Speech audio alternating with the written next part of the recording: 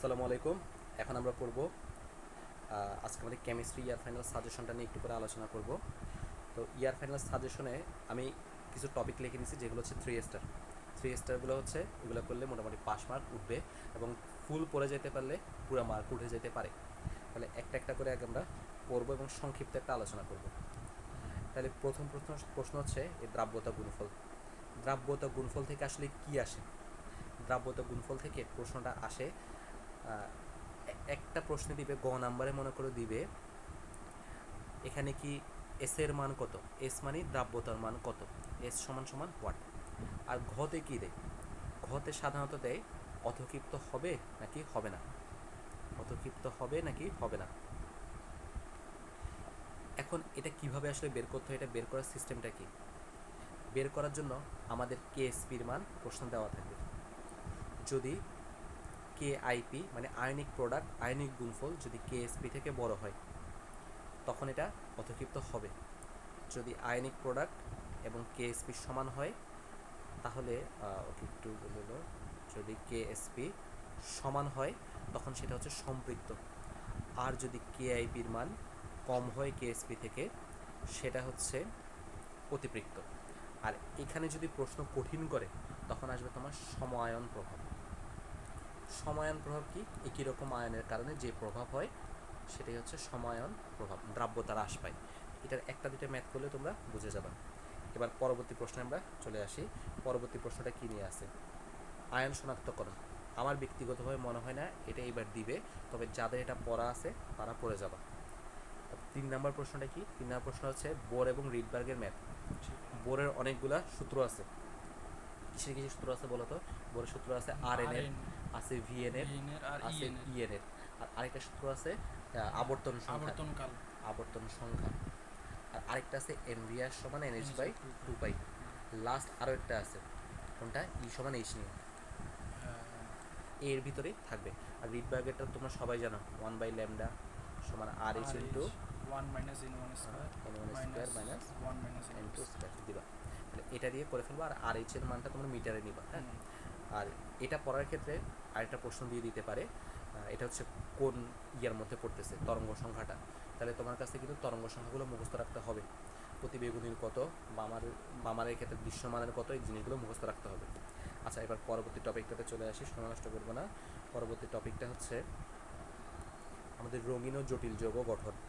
রঙিন এবং জটিল যৌগ গঠন, রঙিন যৌগ, জটিল যৌগ, এগুলার প্রথম শর্ত কি? এগুলোর প্রথম শর্তটা কি? এগুলোর প্রথম শর্ত হচ্ছে আমাদেরকে অবস্থান্তর মৌল সম্পর্কে জানতে হবে। অবস্থান্তর মৌল ছাড়া এগুলো সম্ভব না। তাহলে সর্বপ্রথম জানতে হবে অবস্থান্তর মৌল কি। এই অবস্থান্তর মৌলরা রঙিন যৌগ গঠন করে এবং জটিল যৌগ গঠন করে। আর রঙিন যৌগ গঠনের জন্য তোমরা জানো ক্রিস্টাল ফিল্ড মতবাদ আছে, ঠিক না? ক্রিস্টাল ফিল্ড মতবাদ। তো এটা একটু করে পড়ে নিতে হবে, ভালো মতো পড়ে নিতে হবে। হাজারি স্যারে যা আছে তা পড়ে নিও। আর এই জটিল যৌগ গঠন যেটা বলতেছি সেটা হাজারি স্যারে কিন্তু নাই, পড়তে হবে তাহলে থেকে হাজারি অক্ষরপত্র থেকে, বা তোমার কাছে যদি অন্য কোনো বই থাকে যেমন গুহ স্যারের বই সেখানেও আছে, অক্ষরপত্র পড়া বেটার। আচ্ছা, এরপর হচ্ছে সংকরায়ন। আমার বিশ্বাস সংকরায়ন এই বছর দিচ্ছি।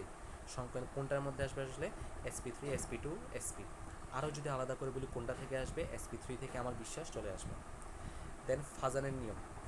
ফাজানের নিয়ম হচ্ছে পোলারায়নের ক্ষেত্রে একটা নিয়ম। আমরা যখন সমযোজী যৌগ আয়নিকের মতো আচরণ করে তখন তাকে আমরা বলি পোলারিটি, আর আয়নিক যৌগ যখন সমযোজীর মতো আচরণ করে তখন তাকে আমরা বলি পোলারায়ন। তাহলে এই ফাজানের নিয়মটা থেকে এমসিকিউ সাধারণত আসবে। খুবই রেয়ার কেস থাকে যখন ঘতে এটা নিয়ে প্রশ্ন আসে। বন্ধন কোণ তোমাকে ডাইরেক্ট আলাদা নাও বলতে পারে, তোমার কাছে আকৃতি চাইতে পারে। যদি প্রশ্ন সংকরায়ন নিয়ে আসে তাহলে ঘতে থাকবে আকৃতি। আর বন্ধন কোণগুলো কিছু মান আছে, এগুলো একটু মুখস্থ করে নিতে হবে। আমার বিশ্বাস এটা 100% চলে আসছে। এবার হচ্ছে 4th চ্যাপ্টার। তোমরা এটার সাথে অনেকেই নামটা আগে শুনছো, লা শাতিলীয় নীতি।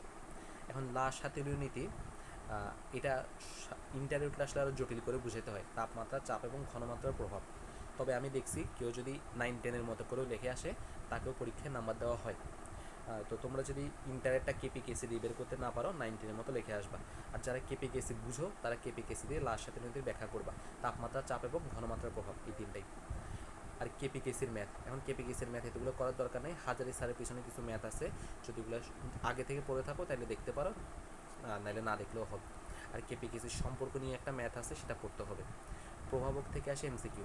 তোমরা যখন প্রভাবক পড়বা দেখবা প্রভাবকের অনেকগুলো প্রকারভেদ আছে, ধনাত্মক, ঋণাত্মক, আবিষ্ট, এই ধরনের অটোপ্রভাবক, এই ধরনেরগুলো প্রভাবক আছে, এগুলোর কিছু উদাহরণ আছে, উদাহরণগুলো পড়তে হবে। দেন হচ্ছে সেকেন্ড পেপারে অম্লক্ষারক সমাত্রা। অম্লক্ষারক সমাধানে এখানে 3টা টপিক নিয়ে আলোচনা আছে, আরহেনিয়াস, ব্রনস্টেড লাউরি আর লুইস মতবাদ। 3জন 3ভাবে অম্লক্ষারককে বর্ণনা করছিল। তো এটা নিয়ে উদ্দীপক আসবে, উদ্দীপক এবং গতে প্রশ্ন আসতে পারে। আর সাধারণত এটার সাথে যেই সূত্র মিলে সেটা হচ্ছে গ্রাহামের ব্যাপন সূত্র। তো গ্রাহামের ব্যাপন সূত্রটা তোমরা একটু পড়ে ফেলবা, কি আছে না আছে। তো এগুলোর টেস্ট পেপারে কিন্তু ভরপুর প্রশ্ন, চাইলেই পড়তে পারো। আর গ্রাহাম নিয়ে আসলে সাধারণত অ্যামোনিয়া এবং HCl নিয়ে আসে। তাহলে NH3 এবং HCl নিয়ে যদি প্রশ্ন আসে, তাহলে NH3 কোন মতবাদ অনুসারে ক্ষারক, আর HCl কোন মতবাদ অনুসারে অম্ল, এগুলো নিয়ে প্রশ্ন আসবে। দেন ডাল্টনের ম্যাথের জন্য একটা চিত্র আসবে। তোমরা এই চিত্রটার সম্পর্কে জানো, এরকম একটা বক্স দিবে, এখানে আরেকটা বক্স দিবে, এই দুইটার মাঝে একটা সংযোগ দিয়ে দিবে, এখানে একটা স্টপ কর্ভ থাকবে, স্টপ কর্ভটা খুলে দিতে বলবে, আর মোট চাপ নির্ণয় করতে বলবে। সহজ ম্যাথ। ডাল্টনের ম্যাথ আসলে 3 স্টার হবে, তোমরা 3 স্টার পড়ে নিও, এটা আমি স্টারটা দিতে ভুলে গেছি। আর সেকেন্ড চ্যাপ্টার জৈব যৌগ, মাইটি জৈব যৌগ, তোমরা যদি আগে না পড়ো তাহলে দরকার নেই। লঘুকরণ সূত্রের ম্যাথ, তোমাকে দুইটা আয়তন দেওয়া থাকবে, না আবার এরকমও থাকতে পারে, মানে এটা একটা পাত্র, এটা একটা পাত্র, এটাতে কোনো কিছু, ধরো এখানে 50 ml আছে, এখানে 100 ml আছে, এখানে একটা ঘনমাত্রা আছে, এখানে একটা ঘনমাত্রা আছে, পরস্পরকে মিক্স করে দেওয়া হয়েছে, তাহলে পরিবর্তিত ঘনমাত্রা কত। তো এটার জন্য একটা স্পেশাল সূত্র আছে, তোমরা সবাই জানো, V1S1 সমান V2S2। আর এই টপিকের আগে বেশ কিছু সুন্দর সুন্দর ম্যাথ আছে, যেমন প্রথম ম্যাথ হচ্ছে